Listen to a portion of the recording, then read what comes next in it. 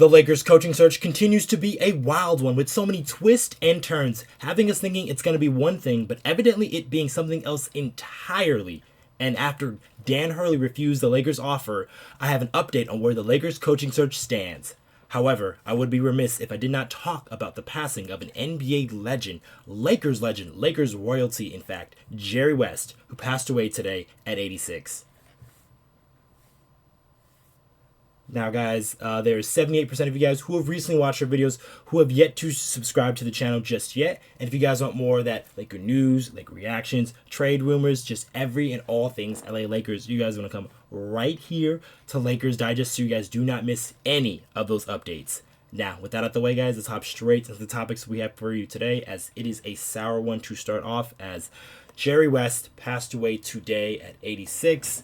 And Jerry West was truly a pioneer in this league in his play style, but also being one of the very first perimeter dominant players in this league. And his play style really paved the way for so many guys playing in the game today. But not only did what he did on the court, but we did off the court as well, as he was an executive not only for the Los Angeles Lakers, but teams like the LA Clippers, Golden State Warriors, and Memphis Grizzlies, where he thrived in those roles as well, as he has just been a very influential basketball mind and person throughout his entire life. So Jerry West will be remembered not only for the things he did on and off the court, but just look at these stats and accolades this guy accumulated in his playing career, as he's a Hall of Famer as a player and contributor. He's a 14-time All-Star, so that's every season he played. He was a champion for the LA Lakers in 1972, and he's one of the only players in NBA history to win Finals MVP in a losing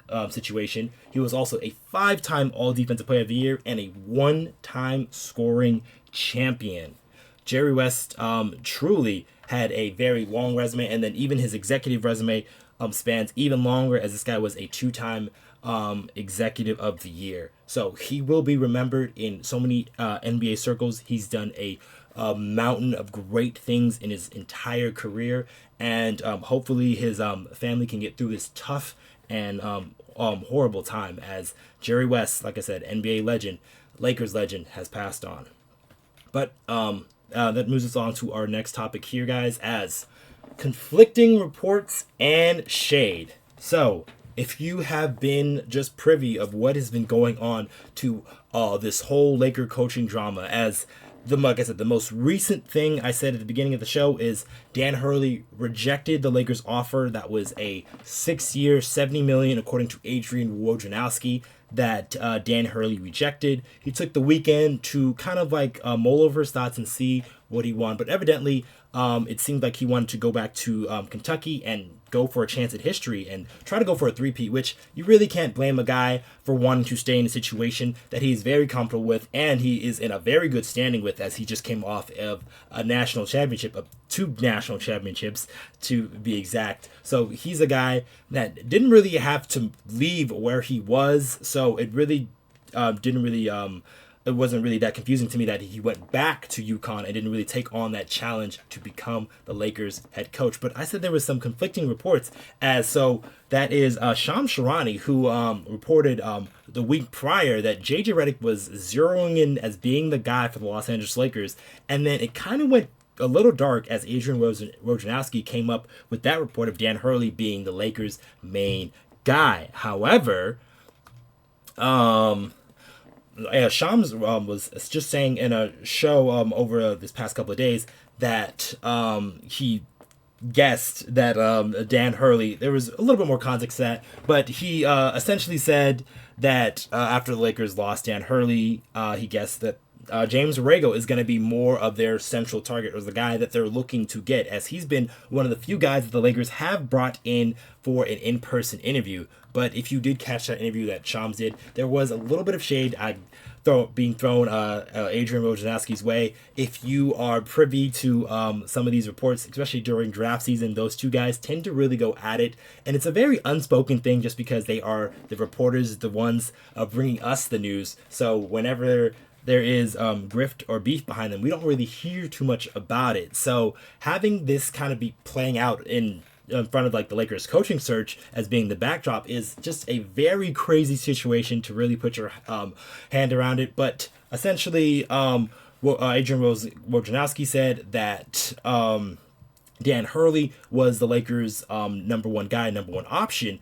However, there is prior context to that, as Adrian Wojnarowski wrote a book on the Hurley family, mainly Dan Hurley's father, who is a very recognizable name in NBA or basketball circles, as he's a legendary coach. And then he wrote actually a very prominent and good book. And there was a big reason why Adrian Wojnarowski where he is today, because of that New York Times bestseller that he wrote for that family. So he does have a little bit of a connection to that Hurley family, while a guy like Shams has been reporting that Dan Hurley was not the Lakers' first choice. And then he also said that he chose to stay at UConn for about $20 million less. So to all the people wondering about those two separate reports, that being that the Lakers offered him an 8-year, $100 million report, but evidently being at 6 years, $70 million, then there's a lot of people who thought that the Lakers were really underselling or undermining a guy like Dan Hurley. But you guys gotta give context to that, because that 6 year, $70 million would put him in the top 6 of NBA coaching earnings, and then the other 5 guys ahead of him were all championship guys. So these are guys like Spo, Steve Kerr, Greg Popovich. All of those guys are championship caliber coaches. And while Dan Hurley, a great college basketball coach and a great coach at the high school level as well, he hasn't proved it just yet on an NBA level. So that 6 year, $70 million didn't really bother me too much. I do think it was a very high number, but like if it was more about money and less about situation and being comfortable, because this is the first time the Lakers have offered that type of deal to any coach for these the past couple of years, because I think the most they've given out was that 4-year offer they gave to Darvin Ham. So they haven't really